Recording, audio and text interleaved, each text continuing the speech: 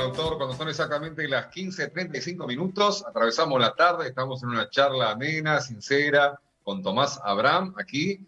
Repito, la línea de comunicación es el 11-599-09078, y también para comunicarte es @SomosRadioTú en Twitter, Facebook e Instagram.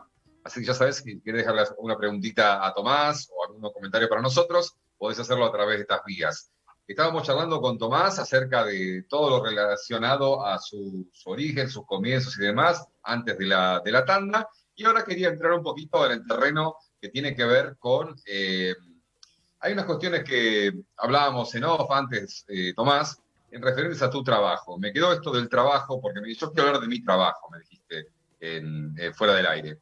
Y me pareció que qué importante es analizar a una persona por su trabajo, por su obra. Sé que no te gusta que digan obra, porque es más de un escultor, lo escuché en un reportaje, en una entrevista, pero tu trabajo, ¿cómo se podría definir? Porque vos tenés aparte de escribir, leer, dar clases, también tenés un rol activo dentro de la sociedad. Sos un asiduo concurrente a programas, das declaraciones, una persona muy activa. ¿Cuál es tu forma de concebir el trabajo de un filósofo en un sistema social? ¿Qué debe hacer un filósofo? Quería hacer una pregunta antes. ¿Esto es solo radio o hay imagen también? Hay imagen también. Es radio, bueno. Claro, y salimos en Facebook en vivo. Está saliendo de imagen ahora. Salís bien igual, se ve bien. Me voy a sentar derecho.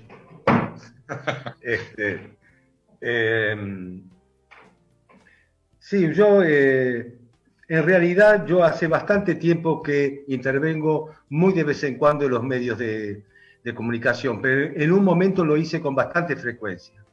Es decir, yo daba mis clases de filosofía, escribía mis libros de filosofía, y en un momento dado, a principios de la década del 90, ¿no?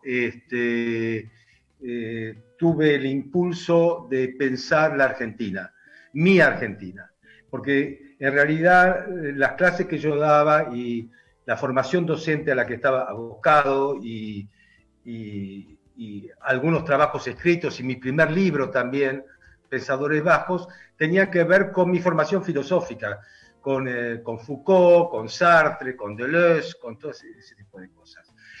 Pero en un momento dado, en la década del 90, yo me dije que no, como desafío intelectual, el aquí y ahora no se puede soslayar. Es decir, si yo no puedo tomar eso como un problema, el trabajo del pensamiento filosófico no puede únicamente ir hacia los lugares donde otros pensaron en otras circunstancias, en otra geografía, en otra cultura. Entonces yo allí tomé los temas que a mí me inquietaban de nuestro país y escribí la Historias de la Argentina deseada en el año 94. Y allí tomé algunos tópicos que tenían que ver con la historia política de nuestro país. Esto fue el inicio de mi paulatina intervención y preocupación por la coyuntura argentina, no tanto por la historia argentina, sino lo coyuntural. Después yo durante varios años, bueno, tuve mi propia revista que se llamó La Caja, pero después intervine bastante en una revista de cine que se llamaba El Amante Cine durante 8 años, en donde yo enviaba notas bastante largas mensualmente sobre una sección que yo tenía en esa revista, que era que yo denominé el Amante TV, es decir, el cable que se inició en la década del 90, a mí me cambió la cotidianidad, es decir, hubo todo un mundo nuevo para mí en cuanto a la televisión. Entonces fui publicando artículos y notas sobre programas de televisión, no sobre la televisión como tema cultural, sino sobre el programa de televisión, sobre el programa de fútbol, Susana Jiménez, Alfredo Casero, lo que viniere. Entonces, claro, sobre esto, estaba metido en la coyuntura a través de la televisión de esa época, y de eso salió un libro que se llama La Aldea Local. Ya metido en esos temas, además de escribir sobre Nietzsche y otro tipo de cosas, ya estuve prendido a la coyuntura argentina. Escribía para revistas y empecé a escribir para diarios, periódicos y todo ese tipo de cosas con cierta frecuencia y con una actitud bastante apasionada, ¿no? Como se hacen las cosas con la Argentina de uno, ¿no? Apasionada. Claro. Entonces, mi intervención en los medios públicos y como intelectual público fue paralelo a mis trabajos más de tipo teórico, si uno quiere llamarlo así. Varios libros sobre coyuntura argentina también escribí, pero en un momento dado me fui retirando de eso por cansancio, porque me parece que ya había dicho todo lo que tenía que decir, pero de tanto en tanto, si hay algo que me inquieta especialmente, si hay algo que me irrita o si hay algo que yo creo que debo decirlo, lo escribo. Pero eso, perfecto, en este momento, fundamentalmente en este momento, desde marzo en adelante, creo que lo mejor que puedo hacer es no decir nada. Bueno, esto me da pie para empezar ahora a hablar un poquito de cuestiones que he escuchado acerca tuyos, como las tensiones filosóficas, ¿no? Que si mal no interpreté, tienen que ver con también abordar una cuestión o personajes en cuestión y anteponerlos no de manera de rivalizarlos, sino de analizarlos, ¿no? De pensarlos. En ese sentido, un producto de trabajo, si se quiere, ha sido Mis Héroes, que tiene que ver con la gente que vos admirás, Mis Héroes, ensayos de la admiración. Ese trabajo salió en 2016, publicado por Editorial Galerna. Da buena cuenta de tus héroes, entre comillas, que son estas personas intelectuales todos, y gente de la vida cultural y escritores. A 3 años vista de esta obra, de este trabajo, ¿qué nos podés decir al respecto? ¿Satisfizo tu ansiedad? ¿Estás contento del resultado? No, yo estoy enamorado de mis libros. No. Es algo que no. Yo estoy enamorado de mis libros. No, realmente, si quieres. Mis seres lo tengo acá a 3 metros. Bueno, entonces para esto, Tomás, querido, voy a pedir autorización porque vamos a presentar a nuestra querida amiga, columnista del programa, Cristina Piña, que nos va a acompañar ahora en la entrevista, si te parece. Hola, Cristina. Hola, Cristina. Hola, ¿qué tal? ¿Cómo te va, Tomás? Bien, vos no te debes acordar. Digo esto y te pregunto, ¿sabés dónde nos conocimos? En esa mesa redonda memorable entre vos, Samuel Cabanchik y Horacio González. En un congreso de filosofía. ¿Congreso de filosofía? Sí, que 2010. 2010, exactamente. Sí. Donde yo hablé, porque puse por escrito lo que dije, intelectuales, pensadores y filósofos. Era mi ponencia. Pero la maravilla era mirarlos desde abajo. ¿Vos no estabas en la mesa? No, yo no estaba en la mesa, yo estuve en la conferencia final, yo tenía una mesa justamente de Deleuze. Yo hablé sobre, porque te acordás que había una cosa de literatura, entonces yo tomé Deleuze con Amelia Biagioni. ¿Con quién?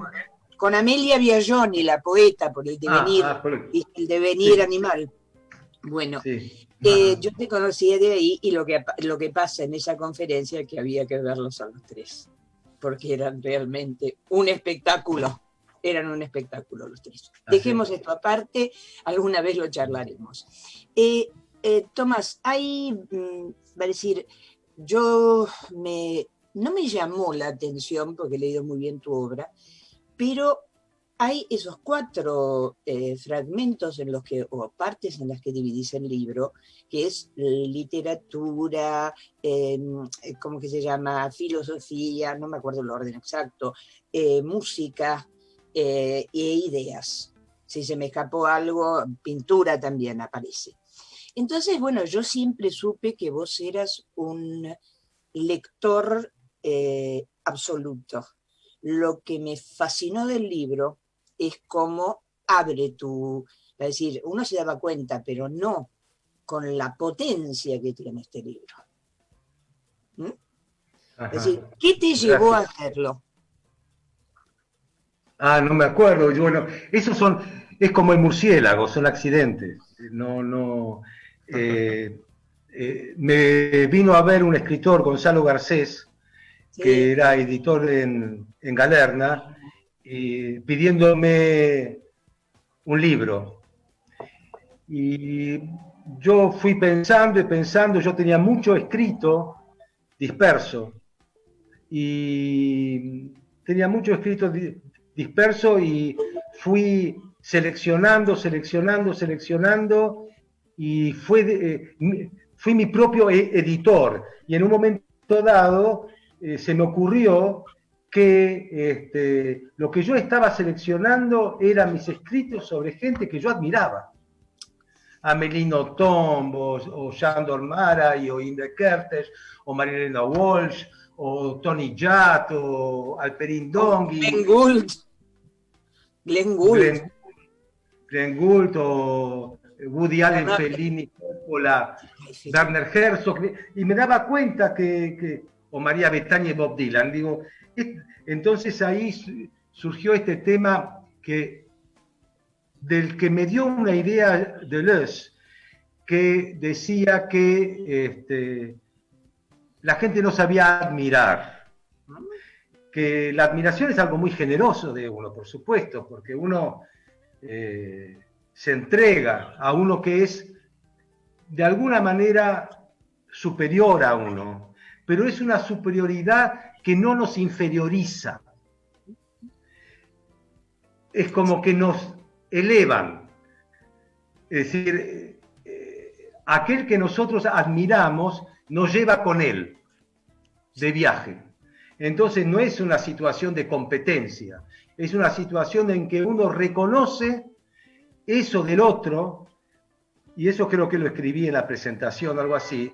El otro no es un santo, no es un sabio, no es un superhombre, es un igual a mí, pero lo Dice admiro, lo Tomás, admiro. Entonces allí empecé con esta cuestión de la admiración, y el título al final me surgió, estos son mis héroes, estos son mis héroes. Y por supuesto no son todos mis héroes. El año pasado, en la Biblioteca Nacional acá, en Buenos Aires, me pidieron un curso, un seminario, y creo que ese fue el nombre que le di, Grandes Maestros. Y estos grandes maestros, no, la mayoría no están en mis héroes, eran otros que yo fui agregando. Es decir, debe ser alguna cuestión que tiene que ver, voy a decir algo indebido, con la edad en la que uno empieza yo no diría reconocer. reconsiderar, ¿no? A considerar ciertos aspectos que a uno le permiten volver a pensar algo. Y bueno, esta cuestión de los grandes maestros, como el libro que escribí en el 2017, El deseo de revolución. Es toda la filosofía francesa que yo conozco desde 1943 hasta hoy, alrededor de la idea de revolución. Es un homenaje que le hice a un filósofo que fue el que me impulsó a estudiar filosofía y que abandoné hace muchísimos años, que es Sartre. Es un homenaje a Sartre, ¿no? Es decir, de alguna manera estoy homenajeando a aquellos que me hicieron, porque si bien yo me hice solo, me hice de la mano de otros. Entonces son estas cuestiones de reconocimiento.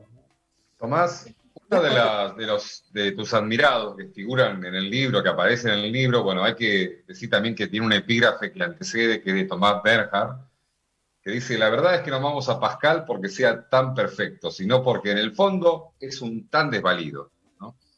Bueno, después sigue el epígrafe. Pero quiero hablar sobre la figura de Imre Kertész. No sé si lo pronuncio bien, porque es húngaro, que vos hablás muy bien. Perfecto. Me llamó la atención un poco la situación. O sea, evidentemente fue una de las personas que estuvo en cautiverio en los campos de exterminio nazi. y me gustó un poco dónde acentúas cuando hablas que él se encargaba de desarrollar los hechos de una manera casi testimonial, pero sin adjudicar la cuestión de victimismo, sino que simplemente los exponía y de ahí un poco la naturalidad con que los presentaba, a un giro de tuerca, igual que Primo Levi, que también hablas en Maestros del Pensamiento, que son personas que huyen del dolor para pensar el dolor. De esa forma hay una distancia saludable. La pregunta es, ¿crees que esta sociedad actual, trayéndolo a la actualidad, toma el dolor de una manera emotiva, compulsiva, y no se aleja para entenderlo y se distorsiona el mensaje final? Dame un segundito, Sí. Nosotros seguimos el encuentro con el autor, charlando con Tomás Abraham, con Cristina Piña, mientras Tomás va a buscar su libro, y estamos transitando la tarde ya. Lamentablemente el tiempo va volando, porque nos quedan 10 minutos. Ahí está. Ahí vino. ¿Cuánto nos queda? Perfecto, ahí está. Imre Kertész. Ok. Aquí lo tenemos.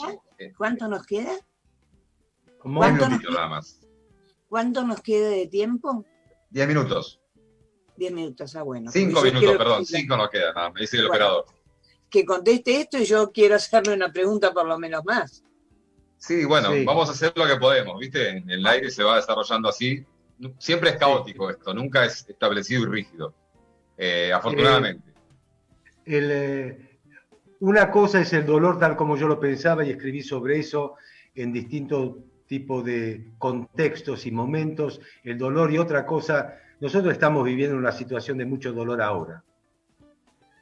Entonces, el dolor se me hace algo muy concreto, es decir, el dolor de la humanidad y de lo que me rodea acá en mi barrio. Entonces, el dolor hoy tiene un nombre y un apellido bien concreto, hay gente que muere todos los días de lo mismo, así que el dolor en este momento no puedo pensar el dolor, lo tengo muy cerca, ¿no? Lo tengo muy cerca.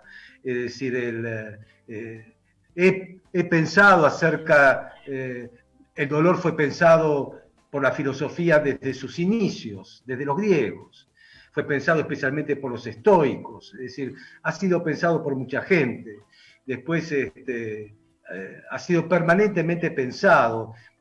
Cuando vos hablaste de Primo Levi, como de Imre Kertész y demás, es porque en un momento dado, en un libro que también escribí, La empresa de vivir, allí yo los tomo como ejemplos de una nueva manera de pensar el dolor. He hablado bastante de un grupo de ayuda mutua que se llama Renacer, que son de los padres que perdieron a sus hijos, como ellos piensan el dolor de un modo totalmente distinto a todos los grupos de autoayuda y de ayuda mutua, porque lo hacen únicamente ellos que padecieron ese dolor y no tienen a psiquiatras, psicólogos, rabinos, curas, nadie. Ningún referente más que ellos mismos, que lo empírico, ¿no?